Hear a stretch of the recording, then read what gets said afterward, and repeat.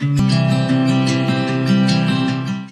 vous aujourd'hui avec une vidéo sur le rangement de mon cellier en mode zéro déchet. Comme vous pouvez le voir sur les images, c'est un peu le bazar, il y en a de partout, c'est tout mélangé et c'est pas le but, puisque le but c'était de réorganiser ce cellier pour que ça soit plus pratique, plus facile d'accès, que ça soit plus simple, qu'on s'y retrouve tous, puisqu'on est plusieurs à l'utiliser, et puis surtout que ça soit comment dire, oui, mieux organisé, parce que je trouvais que c'était vraiment le bazar. Mais je l'ai fait en mode zéro déchet. Donc j'ai fait le tour de la maison pour trouver des contenants avant d'acheter quoi que ce soit, parce que je trouvais que c'était plus judicieux. J'ai décidé de faire le tour de la maison pour essayer de ranger mon cellier en mode zéro déchet. C'est-à-dire que je voulais le moins possible racheter de contenants ou de solutions de rangement, car je trouvais que c'était pas le but. Le but, c'était vraiment de s'organiser et de trouver des solutions pratiques avec ce qu'on avait déjà à la maison. Donc j'ai décidé de faire le tour et j'ai trouvé tout ça.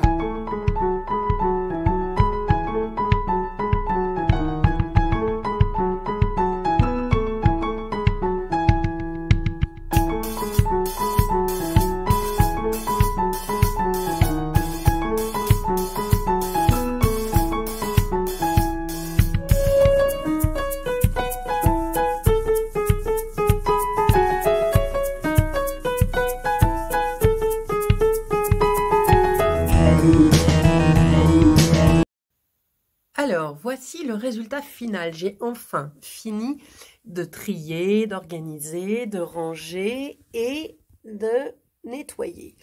Alors, d'abord, premier conseil, ce serait de tout sortir, étage par étage éventuellement, ou par catégorie, c'est ce que j'ai à peu près fait à chaque fois, et de trier vraiment ce que vous utilisez, ce que vous n'utilisez pas, ce que vous n'avez pas utilisé depuis très longtemps, etc., etc.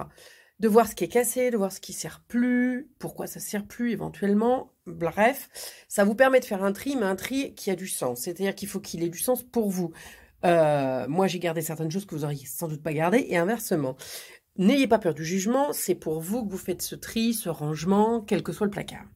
Donc, dans un premier temps, j'ai trié, nettoyé étage par étage et j'ai légèrement modifié selon les besoins réels et actuels. Alors évidemment, cette organisation-là va peut-être pas durer et va peut-être pas perdurer dans le temps en fonction des achats, en fonction de l'évolution, bref.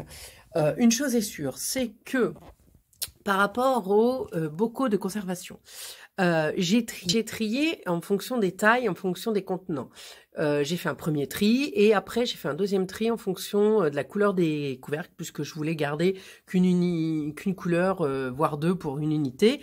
Et finalement, j'ai rangé et trié que ce qui tenait sur l'étagère. Et ça restera comme ça. C'est-à-dire que j'en ai quelques-uns qui sont sortis, qui sont utilisés, mais je n'en conserverai plus. C'est d'avoir un stock cohérent par rapport à mes besoins. Et donc, du coup, ça, c'est hyper important. Alors, au niveau du tri, donc j'ai gardé à peu près 3-4 bocaux par taille. Ça, c'était hyper important. J'ai viré tous ceux qui étaient rouillés, ceux qui ont des fermetures comme ça. Comme ça, au moins, j'avais pas de regrets. Ceux qui étaient abîmés, ceux qui étaient tachés, dont les étiquettes ne s'enlevaient pas correctement. Voilà, j'ai fait un tri qui m'est propre, mais qui, là, en tout cas, me parle. J'ai mis donc dans le panier, un peu comme ils étaient, mais je l'ai nettoyé, tous les caoutchoucs.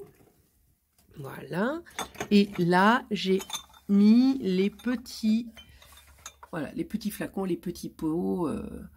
Comme ça, c'est plus facile à récupérer et je peux ranger des choses devant sans problème. Partie ustensile de Tupperware, puisque j'avais déjà fait un gros tri, donc je n'ai gardé que ce que j'utilisais vraiment. Là, j'ai juste ajouté un autre contenant en carton blanc dont je vous avais parlé, où j'ai mis tous les couvercles. Voilà, comme ça, c'est plus simple. Ils sont juste en dessous au niveau étagère parce qu'il n'y avait plus de place, mais du coup, voilà, c'est pas loin, c'est pratique. Donc là, il y a tous les ustensiles Tupperware que j'utilise régulièrement. Là, il y a un grand contenant, donc un grand saladier, je vais reculer, le cuiseur à riz et les grandes boîtes que j'utilise pour aller chercher le fromage ou pour aller à la boulangerie-pâtisserie, le moule à Charlotte, le moulin, comment ça s'appelle? Ah oui, pour moudre le gruyère râpé ou la carotte, ça c'est le Speedy Chef, etc. Bref, ça c'est l'étagère, voilà, comme c'est assez plat, ça se range bien dans cette solution-là. Après, j'ai trié, alors ça c'était le dernier étage, mais je vous le montre puisqu'il y a encore des accessoires tubes.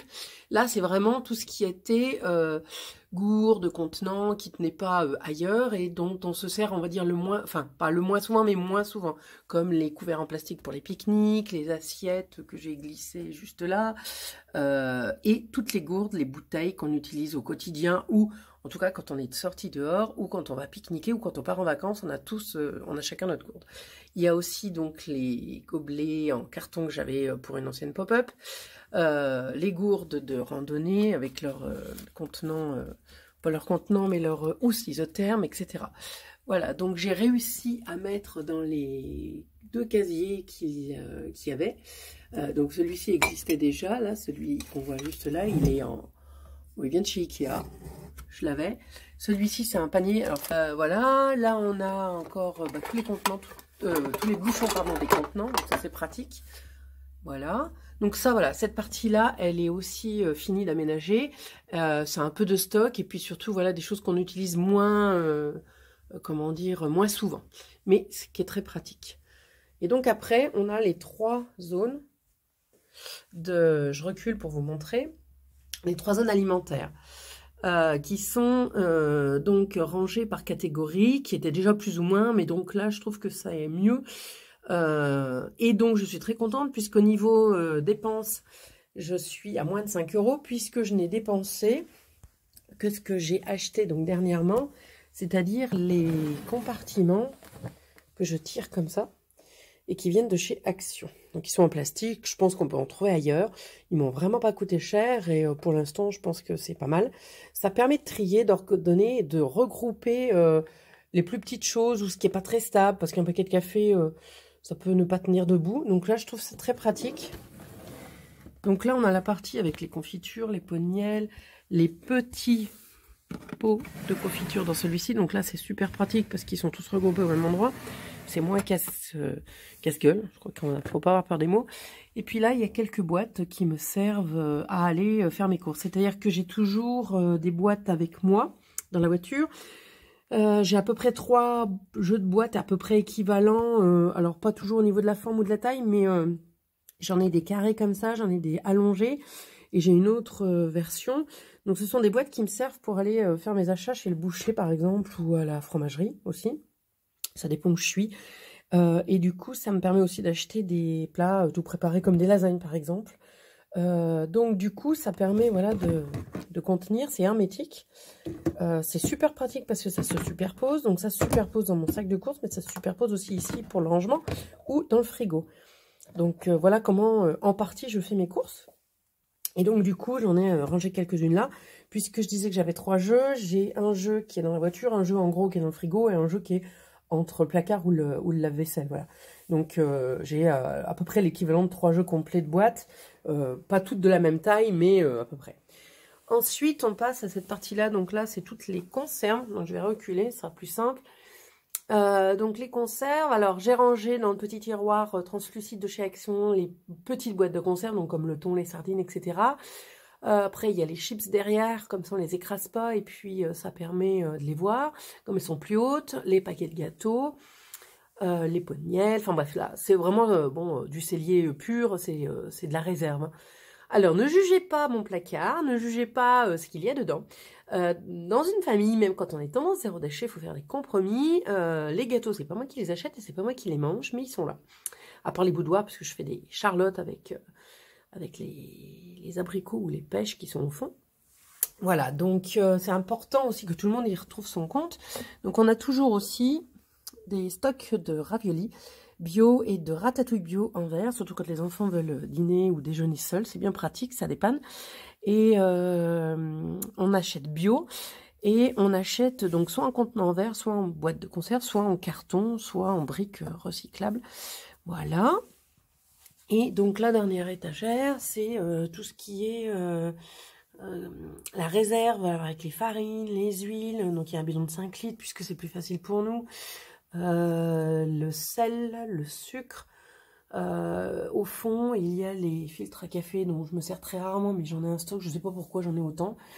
Et puis dans la boîte de chez Action, tout ce qui est tablette de chocolat, farine également, voilà, tout ce qui était plus petit. Je trouve que ces tiroirs en plastique sont très pratiques pour justement stocker les choses plus petites. Ça permet d'avoir tout au même endroit. Voilà, voilà. Et donc le dernier étage n'a pas changé du tout. C'est du stock, des vieilleries et les affaires des chats. Enfin, l'alimentaire des chats. Voilà, donc j'espère que ça vous aura donné quelques idées, quelques astuces.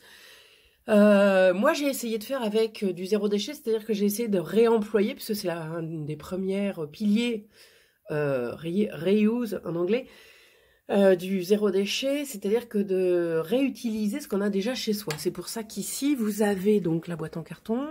Là, c'est une ancienne barquette que j'avais ramenée de mon ancien boulot il y a plus de 6 ans. Bref, c'est une barquette en plastique, mais c'est très pratique parce que c'est un plastique épais, donc du coup, il ne s'abîme pas et je l'ai depuis très longtemps. Le plastique n'est pas négatif en soi, c'est le plastique à usage unique qui est à bannir et qui est à sortir de nos vies parce qu'effectivement, il n'est pas très bien recyclable. Voilà, j'espère que ça vous a plu. Et puis, si vous avez des questions, je mettrai en barre d'infos aussi. Si vous avez des questions, n'hésitez pas. Et je mettrai en barre d'infos toutes les, comment dire, tous les liens des articles, des accessoires que j'ai utilisés. Et soit en équivalent, soit... si ça existe, j'essaierai de retrouver des équivalents. Voilà. Mais sinon, oui, faites le tour déjà de la maison et vous verrez, vous allez trouver plein de choses qui peuvent vous aider à trier, à ranger et à aménager vos placards. Et en tout cas, moi j'y suis arrivée, donc je pense que tout le monde peut le faire. Je vous souhaite une belle journée et je vous dis à bientôt pour une prochaine vidéo.